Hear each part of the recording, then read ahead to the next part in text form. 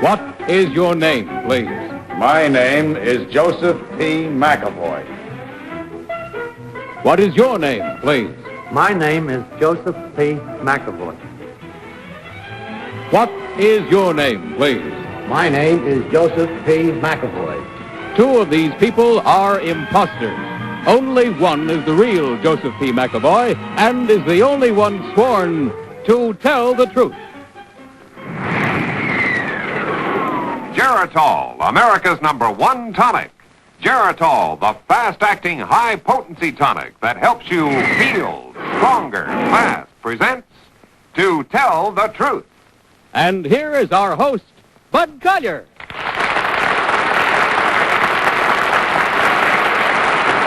Thank you, and welcome once again to Tell the Truth. Now may I introduce our panel. What is your name, please? My name is Polly Bergen. My name is Dick Clark. My name is Kitty Carlisle. And my name is Gardner.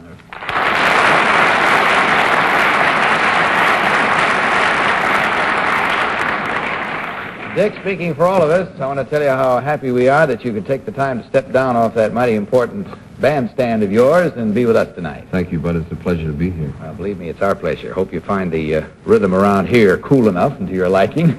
My average on this game is very bad. You play along at home. Well, good. I hope you're all doing that right now, as a matter of fact.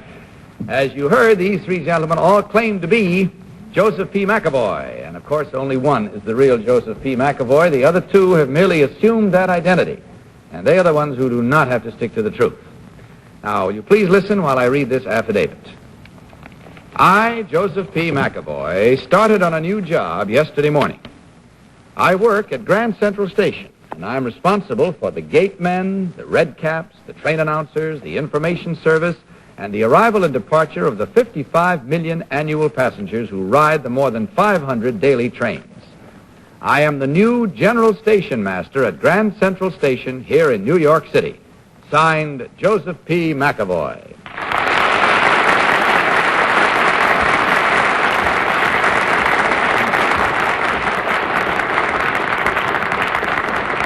Now, panel, we all heard these three gentlemen claim to be Joseph P. McAvoy, General Station Master at Grand Central Station. Only the real Joseph P. McAvoy is required to answer your questions truthfully. You will each question until you hear this signal, and at the end of the questioning period, you will be asked to register your vote for the one who, in your opinion, is the real Joseph P. McAvoy. And let's begin tonight's questioning with Kitty Carlisle. Kitty? Thank you, Bud. Number one, who do you work for? The New York Central Railroad Company. Number two, what is the strangest request as station master you have ever heard of? I know you've never been requested yet, but what is the strangest you've ever heard of? The strangest I ever heard of was to my predecessor to strew a bed of orchids along a platform for arriving Hollywood star. Do you know who the star was? Well, I don't think I should go into that. I see. Oh, please do. Number three, is it true that the 20th century used to pay the passengers for every minute they were late? At one time, that was true. When did they stop? I don't know. When they started being late. Number one, can you telephone from a train? Yeah, most certainly. When? Well, any time there's a phone aboard the train, you can tell it. Hi, Gardner. Number one, are public porters permitted to operate at Grand Central? No, they are not. Number two, what are public porters?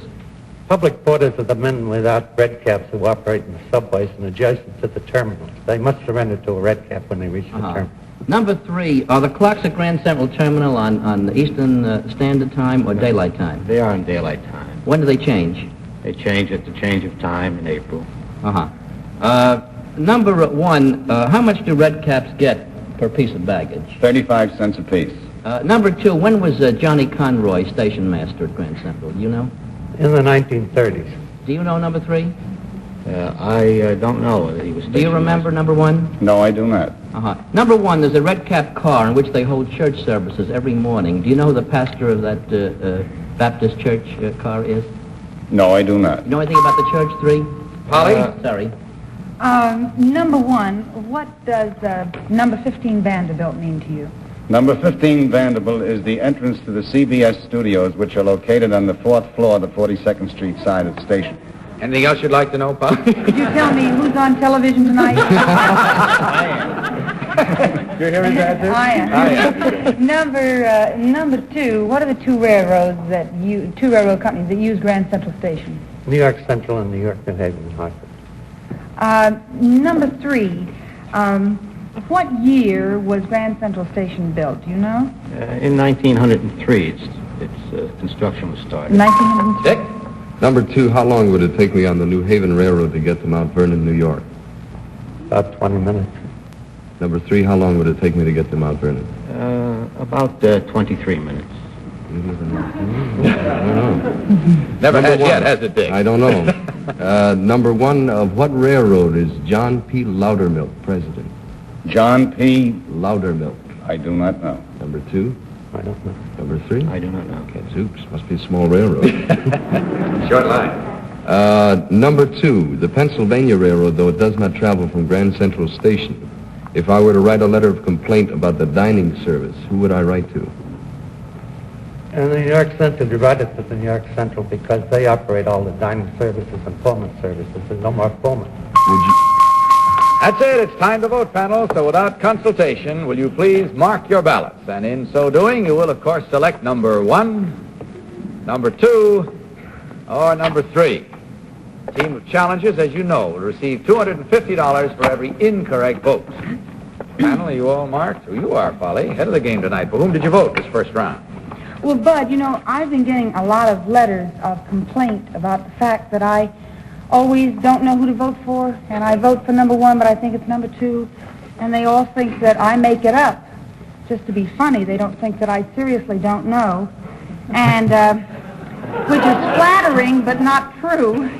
And so in response to all of those rather difficult letters, I would firmly like to vote for number 1, though I'm sure it's number 2.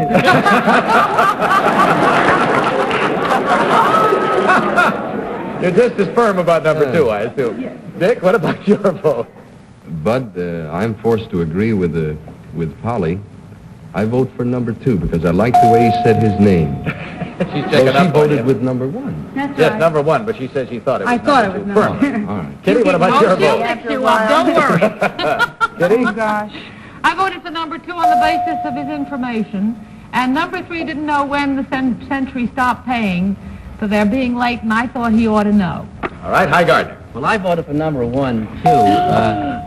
One of the reasons for is you knew about General Porters, and that you have to know a little bit about railroading for that. And number 2, wasn't sure about when Conroy was station master, and I made the name up, so I think it's 3. There we go again. Well, okay. You made that The votes are in. The deceptions have been pulled by the panel as well as by us, and we'll find out now, for your sake and ours, which one of these 3 gentlemen is the real station master at Grand Central Station. So will the real Joseph P. McAvoy now please stand up?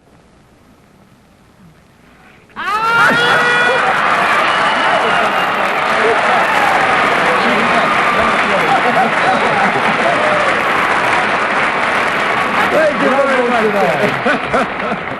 All right. My, we had such good reasons, too, didn't we?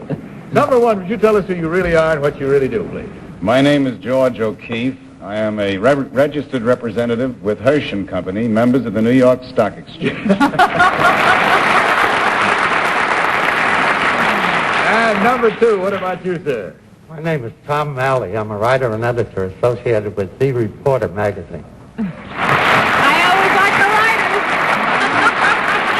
Well, there you are. There's a start for you. We had all incorrect votes at $250 each for a total of $1,000 from Geritol, gentlemen. Thank you very much for being with us. Happy train schedules, and on your way out, you will find an apothecary jar of Geritol for each of you. Good night and good luck. Is your child protected for the future? GERB. And now let's meet our next team of challengers.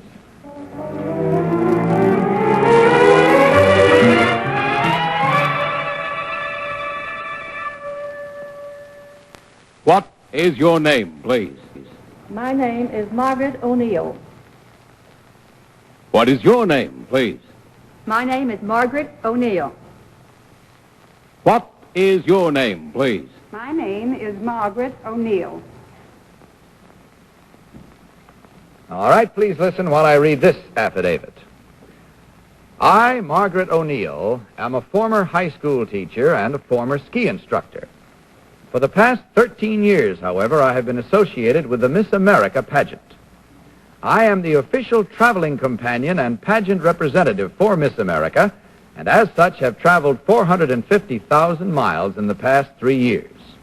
When the new Miss America is chosen on Saturday, I will again accompany her on a tour of the United States and Europe. Signed, Margaret O'Neill.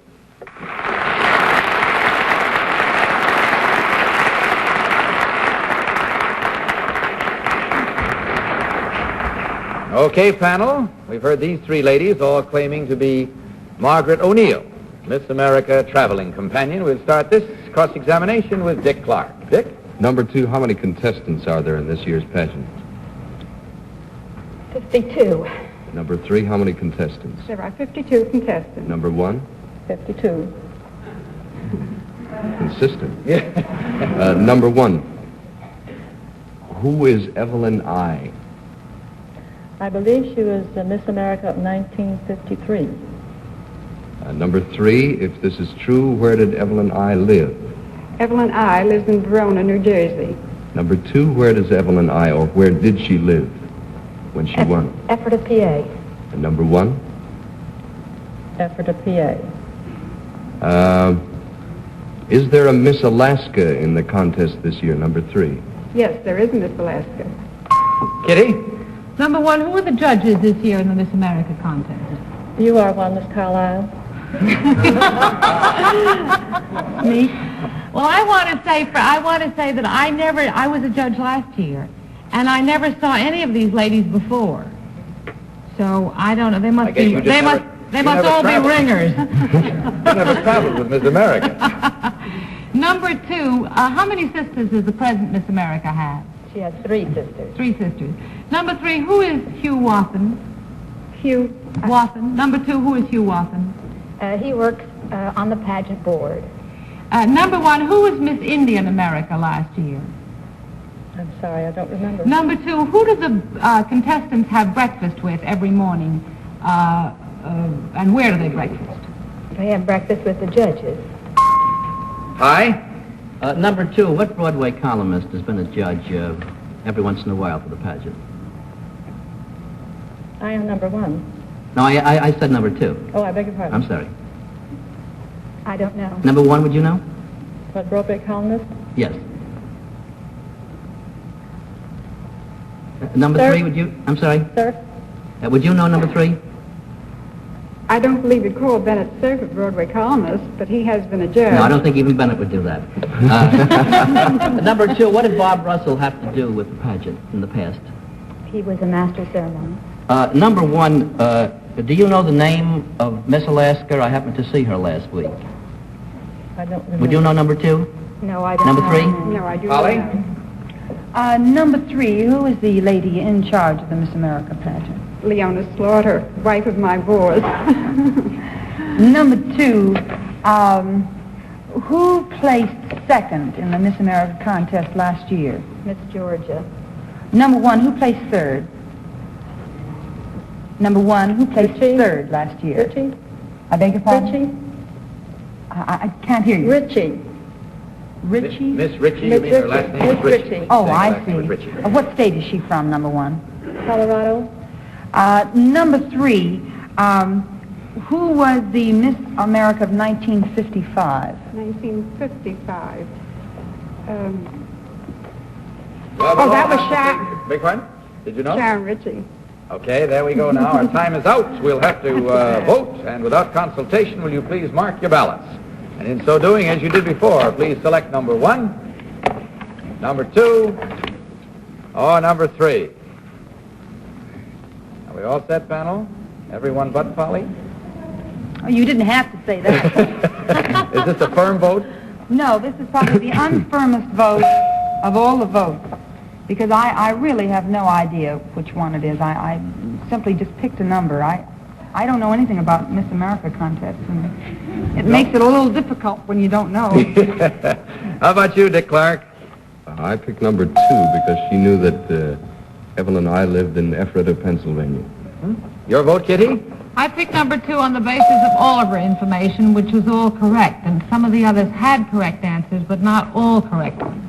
And Hi, who do you think is the real Well, one? this is unusual for a Miss America contest, but I make it unanimous, number 2. All right, there we are. Unanimous on number 2. Let's see how unanimous we are with your voting at home, as we trust you are doing, as we learn right now which one of these 3 ladies is the real Miss America's traveling companion.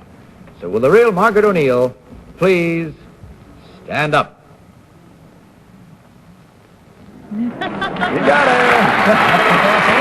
You got her. On the right said Leona Florida. It's Lenora Florida. Well, one thing about our panel, if they goof strong, they come back strong. At least we say that for them. Thank you. Number 2. Number 1, would you tell us who you really are and what you do, please? Yes, my name is Eve Jackson. I live in New York City. I'm a housewife and have 3 children. And number 3, what about you? My name is Mrs. Bernard Shore, Vice President of the Shore Battery and Equipment Company of Jamaica, Long Island.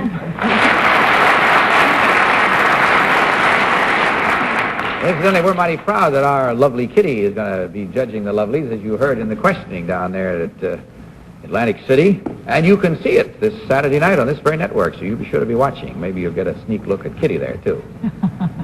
Well, now, let's see. We have 100% again our challenges this time, which means that Geritol contributes $150, ladies, so that you have that to divide. On your way out, stop and pick up your apothecary jar of Geritol. Thanks so much for being with us. Good night and happy traveling.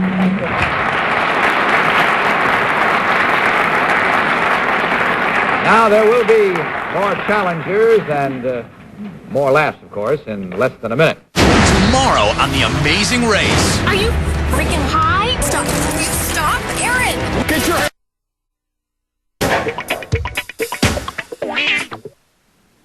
Now let's have our 3rd team of challengers.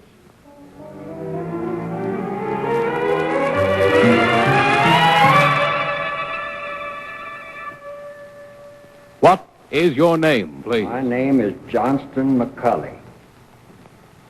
What is your name, please? My name is Johnston McCulley. What is your name, please? My name is Johnston McCulley. Now please listen while I read this affidavit. I, Johnston McCulley, have been a writer for over 50 years. After finishing school, I entered the newspaper field. I eventually gave up newspaper work to devote full time to fiction writing. My most famous novel was written in 1920 and was twice made into a motion picture. The main character is now the subject of a television series. I am the creator of Zorro. Signed, Johnston McCulley.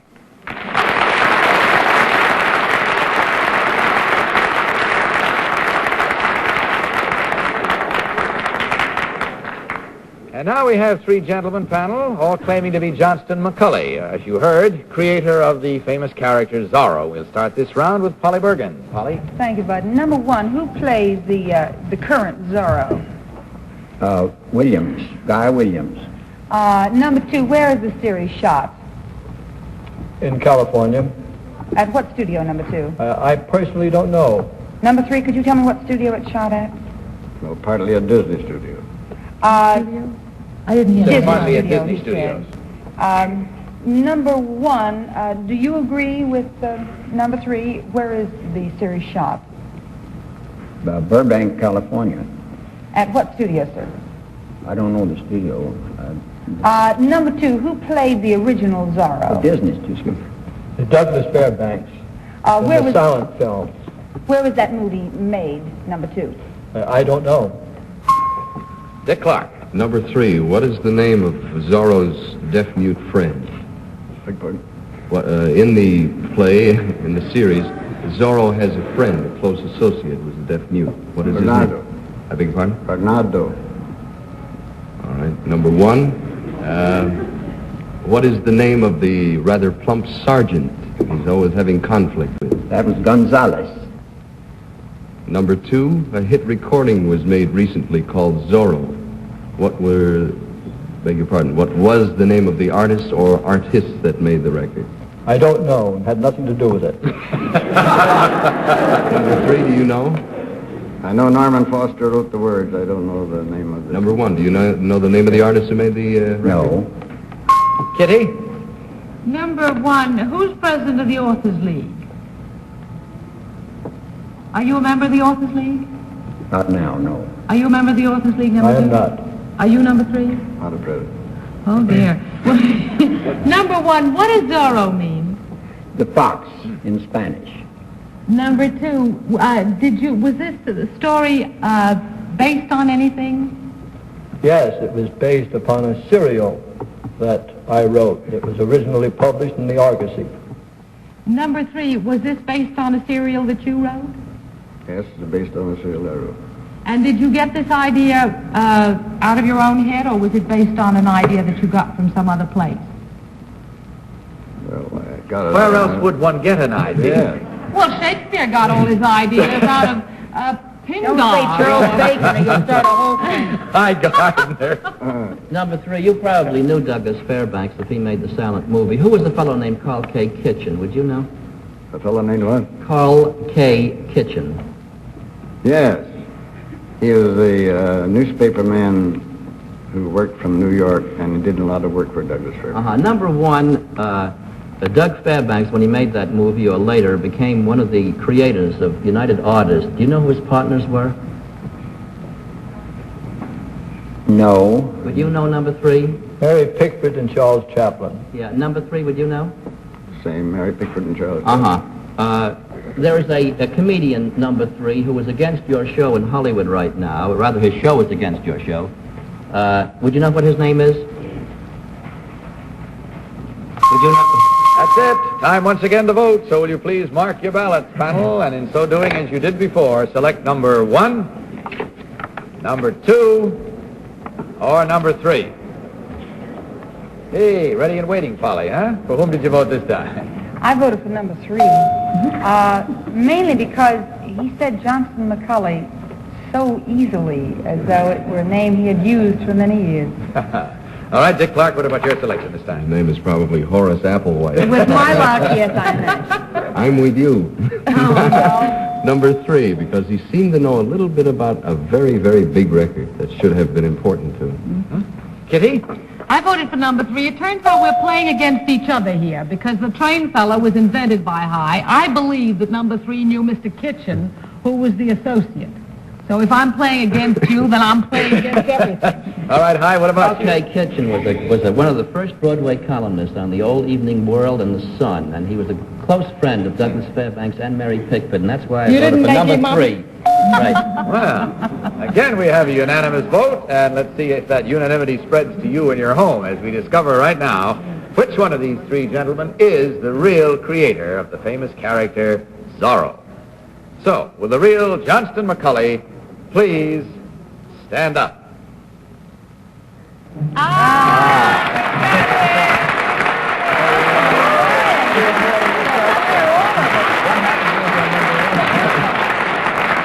Thank you very much, sir. Well, the panel's doing real well tonight after a bad start. Number 1, would you tell us who you really are and what you do, please? My name is Edwin Stafford Morgan. I'm a stockbroker with Shearson Hamill and Company in Wall Street.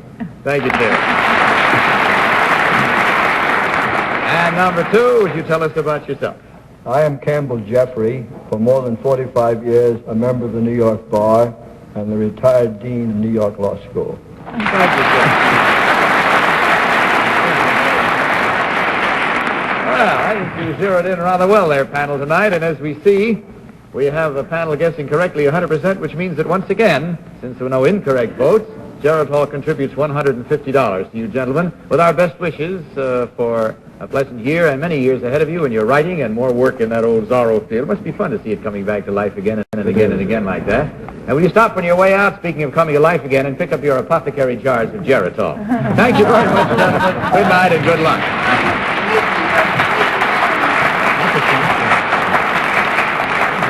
Now we'll join our panel again in just a minute, but before we do, listen. How far would you go to win Olympic?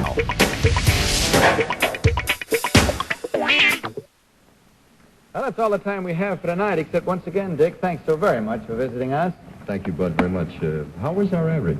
Good. Extremely good. Yes, indeed it was. You did exceptionally well for a visiting guest the first time, believe me. Incidentally, next week on our panel, we're going to have Fred Clark. Is he any relation to you?